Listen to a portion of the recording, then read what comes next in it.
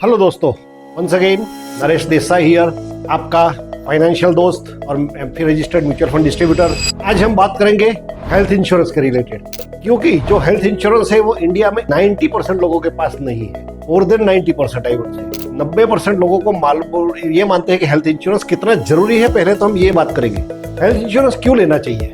जैसे हम अपना घर का इंश्योरेंस लेते हैं, गाड़ी का इंश्योरेंस लेते हैं, तो वो चीज का इंश्योरेंस क्यों लेते हैं कि कुछ उनको कुछ हो जाए, घर को कुछ हो जाए, कुछ फायर में, अर्थक्वेक में, गाड़ी को कुछ हो जाए, एक्सीडेंटली कुछ हो जाए, तो हमको जो इसका रिपेयरिंग का खर्चा होगा वो इंश्योरेंस कंपनी देगी। वैसे ही लेकिन हम अपनी लाइफ जो है, ह्यूमन लाइफ, वो ये चीजों से मोर वैल्यूएबल है। बहुत सारी उनकी तो वैल्यू, ह्यूमन लाइफ की वैल्यू गिना ही नहीं जा सकती, तो उसका हम इंश्योरेंस लेते ही नहीं है। हम अपनी लाइफ का इंश्योरेंस नहीं लेते। हम जिसमें बैठते हैं वो कार का इंश्योरेंस लेते हैं, लेकिन जिसमें बैठे हुए आदमी जो हम हैं उनका इंश्योरेंस नहीं लेते कार। ये कैसी विडंबना है, सोचिए। क्योंकि लोगों को क्या लगता है कि इंश्योरेंस का प्रीमियम जो है वो एक खर्चा है, या तो बहुत ज्यादा है, या तो खर्चा है, उसमें अगर कुछ नहीं होगा तो कुछ नहीं मिलेगा। सही बात है।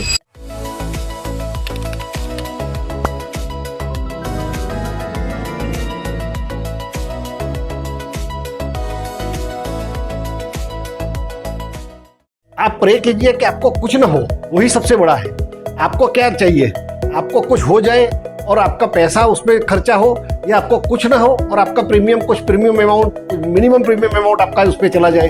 दोनों में से क्या चॉइस करेंगे आप? सीधी बात है, कुछ ना हो जाए, प्रीमियम भले जाए चला जाए कुछ, लेकिन मेरे को कुछ नहीं होना चाहिए, क्योंकि मैं अर्निंग मेंबर हूँ नॉर्मली। ऐसा ही सबको सोचना चाहिए कि कुछ ना हो जाए। हेल्थ इंश्योरेंस 90 अभी इंडिया में हॉस्पिटल का जो एक्सपेंस है, नॉर्मली हॉस्पिटलाइजेशन का, वो करीब हर साल 15% से रेट उसका इन्फ्लेशन है।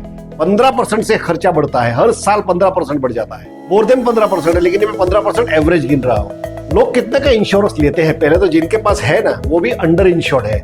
जिसका एग्जैक्ट इंश्योरेंस होना चाहिए वो कितने परसेंट है मालूम है? 2 या 3% के, जिनके पास करेक्ट अमाउंट का इंश्योरेंस है। बाकी सबके पास हेल्थ इंश्योरेंस तो है थोड़े, 7-8% के पास, लेकिन वो अंडर इंश्योर्ड है। उनके पास 2 लाख, 3 लाख या 5 लाख, उनसे ज्यादा नहीं है।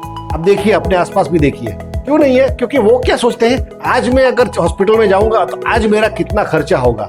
लेकिन ये गलत बात है। आपको ये सोचना चाहिए, आज से 20 साल बाद अगर मेरा हॉस्पिटलाइजेशन का एक नौबत आई तो मेरा कितना खर्चा होगा 20 साल के बाद। वो इन्फ्लेशन ऐड कीजिए उसमें, चलो 15% नहीं 10% से गिनिए, तो 10%। आज का अगर 5 लाख का खर्चा है तो वो आगे जाके कितना होगा 20 साल के बाद, वो सोचिए और वो अमाउंट का कवर आप लीजिए। लोग आज के अमाउंट का कवर लेते हैं, वो सबसे गलत है। इसीलिए वो अंडर इंश्योर रह जाते हैं। वो 5 लाख, फिर 5 लाख, 10 साल, 15-20 साल तक 5 लाख ही चला जाता है। अरे 5 लाख की वैल्यू ही नहीं रहेगी। आज भी 5 लाख तो एक दो डिसीज में अगर चले जाओ हॉस्पिटल में, 3-5-6 दिन का, हफ्ते का उसमें हो जाता है। इसीलिए बोल रहा हूँ कि इंश्योरेंस हमेशा कितनी अमाउंट का लेना चाहिए वो आपको अपने, उसीलिए एक अच्छे फाइनेंशियल एडवाइजर चूज कीजिए, उनके साथ बैठ के बात कीजिए, अपने एसेट लायबिलिटीज का बात कीजिए, और वो आपको सजेस्ट करेगा कि आपको कितने अमाउंट का इंश्योरेंस लेना चाहिए। अभी उसका प्रीमियम जो है वो हर साल बढ़ता जाता है। क्यों बढ़ता जाता है हर साल?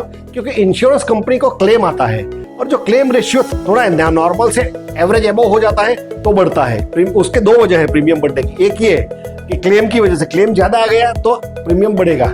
दूसरा, आपका नहीं, सबका टोटल मिला के, मानो एक HDFC इंश्योरेंस कंपनी है, HDFC में हर साल 10,000 करोड़ का क्लेम आता है। अगर किसी साल 20,000 करोड़ का क्लेम आ गया पूरे साल में, तो वो प्रीमियम बढ़ा देगी। सीधी बात है, वो लॉ ही है, उसके अंदर प्रीमियम वो एडजस्ट कर देगी। सभी का प्रीमियम, आपका नहीं, सबका प्रीमियम। HDFC में जिसने पॉलिसी लिया है वो सबका। दूसरा, हर 5 साल बाद वो प्रीमियम बढ़ता है। वो तो आपको जब पॉलिसी लेते हो तभी पता होता है। मानो आपकी साल 30 साल की है, जब आप 35 साल के होंगे तब पूरा स्लैब चेंज हो जाएगा। 40 साल के होंगे और हर 5-5 साल में आपका स्लैब बढ़ता जाएगा अमाउंट। हेल्थ इंश्योरेंस में हर 5-5 साल में आपका हेल्थ बढ़ता जाएगा। वो आपको सोचना है। आप क्या कर सकते हैं? एक बेसिक में बता दो, एक बेसिक कंसेप्ट, ये सबके लिए एप्लीकेबल नहीं है, लेकिन एक raw basic concept. Minimum 10 lakh का एक बेसिक कवर ले लो, फ्लोटर कवर जिसे बोलते हैं हम। फ्लोटर कवर मीन्स आप, आपकी वाइफ और आपके बच्चे सब कवर होंगे, या तो आपके पेरेंट्स हैं, आपके पेरेंट्स वो भी कवर हो जाएंगे। 10 लाख का बेसिक कवर, 10 लाख सभी पे डिवाइड होगा। फ्लोटर मीन्स क्या? अगर किसी भी एक आदमी को कुछ हो गया तो वो 10 लाख इस्तेमाल कर सकता है। आपको कुछ हो गया तो आप भी 10 लाख, आपकी बीवी को हो गया, आपकी बीवी को वो भी 10 लाख। 10 लाख टोटल है।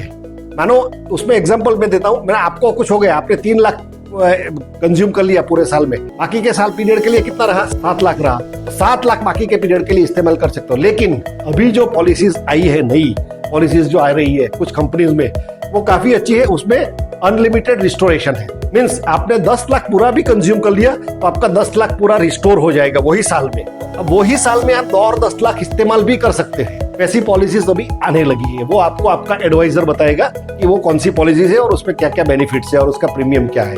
अनलिमिटेड रिस्टोरेशन उसको बोलते हैं। तो ये बेसिक पॉलिसी है कोई 10 लाख। दूसरा ले लीजिए सुपर टॉपअप कवर, इसको बोलते हैं सुपर टॉपअप। मैं ये बोलता हूँ 10 लाख का आपने बेसिक कवर लिया है, 90 लाख का आप सुपर टॉपअप ले लो। एक एग्जांपल देता हूँ, अगर कोई 30 साल का बंदा है, उसका 10 लाख का प्रीमियम आया मानो 25,000 रुपया कुछ, एग्जाम्पल के तौर पे, एग्जैक्ट तो कैलकुलेशन करना पड़ेगा, लेकिन 25-30 हजार है। तो सुपर टॉपअप जो है ना वो 90 लाख का, वो उसको करीब 15,000 में ही मिल जाएगा। साल का 15,000, जी हाँ, साल का 15,000 में सुपर टॉपअप 90 लाख का। तो टोटल कवर कितना हुआ, 10 lakh basic, super top up 90, 1 crore. पूरे 1 करोड़ का कवर 25, 10, 35, मतलब एक टेंटेटिव अमाउंट है, बता रहा हूँ 35-40 हजार में उसका 1 करोड़ का कवर हो जाएगा। पूरी फैमिली कवर हो गई उसके अंदर। ये हेल्थ इंश्योरेंस का पावर है, जो काफी लोगों को ये सुपर टॉपअप के बारे में नहीं मालूम है। अब ये कंपनी ये सुपर टॉपअप क्यों देती है, आप सोचोगे ये इतने सस्ते अमाउंट में क्यों देगी? क्योंकि नॉर्मल जो इंडस्ट्री का डेटा है, जो क्लेम अमाउंट है वो 10 लाख से नीचे है। 10 लाख के ऊपर का क्लेम बहुत कम आता है नॉर्मली। कुछ डिसीज ऐसे रेयर डिसीज हो जाए, उनके ज्यादा हॉस्पिटल दिन तक हॉस्पिटल में रहना पड़े तो ही, वरना 10 लाख के नीचे है। तो वो लोग क्या देखते हैं कि 90% क्लेम जो है, 80 से 90% क्लेम 10 लाख के नीचे से आ रहे हैं, तो ठीक है 10 लाख तक हम कैप रखेंगे। 10 लाख तक आपको एक इंश्योरेंस कंपनी देगी, 10 लाख के बाद जो भी खर्चा होगा उसके ऊपर का वो दूसरी इंश्योरेंस कंपनी लेगी। आपका कवर 1 करोड़ का हो गया दोनों केसेस पे। ये लीजिए basic cover plus super top up cover. Super top up cover के बहुत सारे फायदे हैं और हर साल आप रिन्यू करवाते जाइए। रिन्यू करवाना मत भूलिएगा, क्योंकि उसके अंदर 30 दिन का वो आपको एग्जेम्पशन पीरियड मिलता है। 30 दिन का, आप मानो आज आपका रिन्यूअल है 2 मई को, 2 मई को रिन्यूअल, 2 मई 2026, 2 मई 2026 को रिन्यूअल है। आप रिन्यूअल करना चूक गए तो आपको 30 दिन मिलते हैं। अगले 30 दिन मतलब 1 जून तक आप रिन्यू कर सकते हो, 1 जून से पहले। ये अगर 30 दिन चला गया तो आपको एक्सपायर्ड हो गई। लेकिन ये जो 30 दिन है वो ग्रेस पीरियड है। वो ग्रेस पीरियड के दौरान आपका इंश्योरेंस चालू नहीं रहेगा, वो इंश्योरेंस में चालू नहीं रहेगा आपका। आप रिन्यू कर सकते हो, आपको इंश्योरेंस कंपनी फैसिलिटी दे रही है कि आप कंटिन्यूटी, क्योंकि हेल्थ इंश्योरेंस में कंटिन्यूटी बहुत मायने रखती है। कंटिन्यूटी जितना ज्यादा होगा, 5 साल 10 साल, एक नॉर्मल एक एवरेज लॉ है हेल्थ इंश्योरेंस में। अगर आपकी पॉलिसी आपने कोई भी इंश्योरेंस कंपनी में 8 या 9 साल कंटिन्यू चलाई है, विद क्लेम या विदाउट क्लेम कंटिन्यू चलाई है, तो उसके बाद अगर 10वें साल में कुछ भी होता है तो इंश्योरेंस कंपनी आपसे कुछ नहीं सकती, क्वेश्चन नहीं करेगी, आपको सीधा क्लेम दे देगी। 8 से 9 साल आपको चलाना है विदाउट अनइंटरप्ट कंटिन्यू पॉलिसी, उसमें ब्रेक नहीं होना चाहिए बीच में कभी भी। इसलिए हेल्थ इंश्योरेंस में रिन्यूअल का खास ध्यान रखिए, 1 दिन का भी गैप मत रखिए, क्योंकि आप सोचोगे मेरा आज रिन्यूअल है, मैं अभी मेरे पास 25 दिन है, मैं 25 दिन के बाद भरूंगा, लेकिन वो 25 दिन के अंदर कुछ हो गया तो आप विदाउट जीरो कवर है वापिस। वो मत रखिए। रिन्यू करने के लिए फैसिलिटी है, लेकिन कवर तो नहीं है आपका, आपकी फैमिली का। वो देखिए हेल्थ इंश्योरेंस में दूसरी सबसे बड़ी चीज, जब भी हेल्थ इंश्योरेंस लेते हो तो पूरा डिक्लेरेशन आप ध्यान से दीजिए। कुछ भी आपका हेल्थ, जो आपका एडवाइजर आपको पूछता है कि आपको कुछ बीमारी है, आप कुछ दवाई ले रहे हैं, नॉर्मली मैंने काफी लोग देखा है, मेरे पास भी जो लोग आते हैं उनको मैं पूछता हूँ कि आपको ये है नहीं है, फिर आप भले नहीं बताओगे, डॉक्टर को तो पता चल जाएगा। जब आप हॉस्पिटल में एडमिट होंगे तो डॉक्टर तो पूरा पूछेगा आपको, फैमिली को, कि ये कितने क्या दवाई ले रहे हैं, क्या क्या सब डॉक्टर फैमिली आपको दिखाएगी डॉक्टर को कि ये प्रॉब्लम है। तो वो अपने डिस्चार्ज कार्ड में लिख देगी, डिस्चार्ज कार्ड में लिख देगी, वो इंश्योरेंस कंपनी के पास जाएगा तो इंश्योरेंस कंपनी बोलेगी इंश्योरेंस लिया तभी तो आपने ये बताया नहीं था, और अभी तो ये निकला, तो आपका क्लेम रिजेक्ट होता है। उनको बेसिस पे क्लेम रिजेक्ट हो सकता है और काफी क्लेम रिजेक्ट हुए हैं वो बेसिस। डिक्लेरेशन मीन्स आपको अगर थायराइड है तो भी डिक्लेयर कीजिए, ब्लड प्रेशर है तो भी डिक्लेयर कीजिए, शुगर है तो भी डिक्लेयर कीजिए, सब कुछ जो भी ऑपरेशन हुआ है 2 साल 3 साल 5 साल पहले तो भी डिक्लेयर कीजिए। मेरा ये चीज का ऑपरेशन हुआ था, उसमें प्रीमियम पे कुछ इफेक्ट नहीं पड़ेगा, लेकिन मैंने आपने हाँ बोला तो अच्छी बात है। कुछ पॉलिसीज ऐसी आती है जो एग्जिस्टिंग प्री डिसीज है वो 3 साल के बाद कवर करती है, कुछ 2 साल के बाद भी कवर करती है। एग्जिस्टिंग प्री डिसीज मतलब आपको हैवी डायबिटीज है, तो वो डायबिटीज रिलेटेड जो भी डिसीज होगा, आज आपने पॉलिसी लिया और आपने डिक्लेयर किया कि मैं डायबिटीज का ये टेबलेट ले रहा हूँ, और अगर मेरे को डायबिटीज के रिलेटेड कुछ भी होता है तो वो आपको 3 साल के बाद कवर करेगी। 3 साल तक वो डायबिटीज से रिलेटेड नहीं मिलेगा, लेकिन एक्सीडेंटली या दूसरा कुछ हो गया अदर देन डायबिटीज आपको डिजीज, तो वो आपको मिलेगा उसके अंदर। तो ये सब चीजें ध्यान में रखनी है इंश्योरेंस, हेल्थ इंश्योरेंस में। Declaration is the most important. मैं तो मेरे क्लाइंट को बार बार बोलता हूँ, आप मेरे को नहीं बताएंगे लेकिन डॉक्टर को तो पता चल ही जाएगा, और वो लिख देंगे तो लिख दिया, खत्म बात हो गई। ध्यान रखिए, जो भी छोटी छोटी भी चीज है वो डिक्लेयर कीजिए, उसके अंदर आपके भले के लिए है, आपके फायदे के लिए है। आपने डिक्लेयर किया है तो आपको कुछ नहीं प्रॉब्लम होगा आगे क्लेम में, क्लेम स्मूथली पास हो जाएगा 100%, ये मेरा दावा है। तो हेल्थ इंश्योरेंस बहुत इंपॉर्टेंट पार्ट प्ले करता है, क्योंकि अगर हेल्थ इंश्योरेंस नहीं है और आपके पास मानो 25 लाख की सेविंग्स भी है और हेल्थ इंश्योरेंस जीरो है, तो आप अगर हॉस्पिटल में कोई भी आपका फैमिली मेंबर ऐड हुआ, कुछ भी हो गया, तो 2-5 लाख तो ऐसे ही निकल जाएंगे उसमें से, 25 लाख में से। तो आपका फिर कैपिटल वैसे ही रिड्यूस हो जाएगा।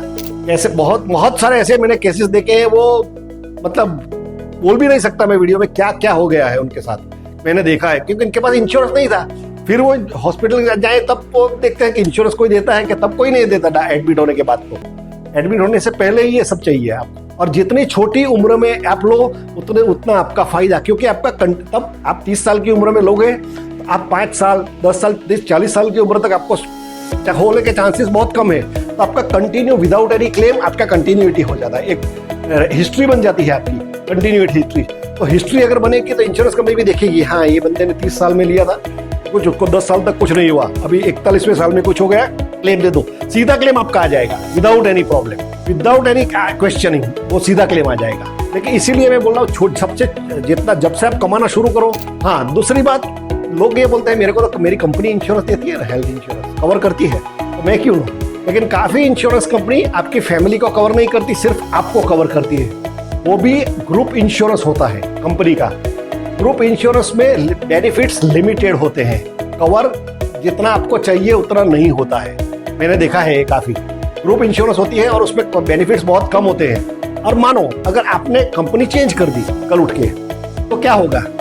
आप जॉब नहीं करते, आपके विदाउट कवर हो जाएंगे, आप बाजार में कवर ढूंढने जाएंगे, तब आपको प्रीमियम, हाई प्रीमियम पे करना पड़ेगा। इसीलिए मैं बोल रहा हूँ, आपके पास भले कंपनी का हेल्थ इंश्योरेंस हो, लेकिन आपको एक अपना खुद का स्टैंड अलोन इंश्योरेंस लेना ही चाहिए। हर साल उसका प्रीमियम पे कीजिए। आप वो कंपनी में भले 20 साल टके रहेंगे, वो कोई बात नहीं, उनका इंश्योरेंस ऐसे रहने दे, लेकिन दूसरा पैरेलल इंश्योरेंस एक आपका फैमिली का पूरा ले लीजिए। वो आपके भले के लिए है, आपके फायदे के लिए है, क्योंकि आगे जाके 40-45 साल के बाद हेल्थ इंश्योरेंस लेना बहुत मुश्किल हो जाएगा आपके लिए बाजार में से। अगर वो टाइम पे कुछ हो गया, ले ऑफ हो गया, आपने जॉब नहीं छोड़ दी, आप नहीं करना चाहते, तो इंश्योरेंस कंपनी तो वो आपकी कंपनी तो आप कवर देगी नहीं आपको, कुछ भी हो गया तो। वो चीज़ ध्यान में रखिए। तो और कुछ अगर हेल्थ इंश्योरेंस के रिलेटेड आपको जानना है तो कांटेक्ट कीजिए नरेश देसाई, ये आपका फाइनेंशियल दोस्त और AMFI registered mutual fund distributor. Thank you.